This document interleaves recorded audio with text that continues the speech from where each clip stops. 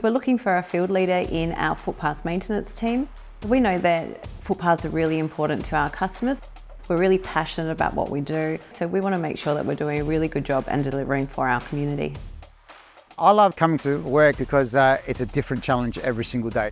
We have different hurdles, different skill sets, different deadlines. What I like to do is try and push as much as I can to give a service back to the community.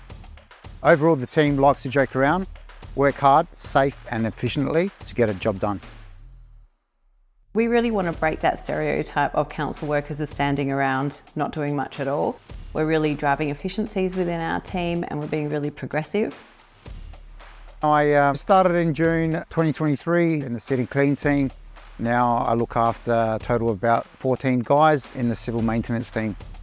The best thing I love about the City of Charles Sturt is you work hard, show your initiative, show that you want to learn, and that just opens 100 doors.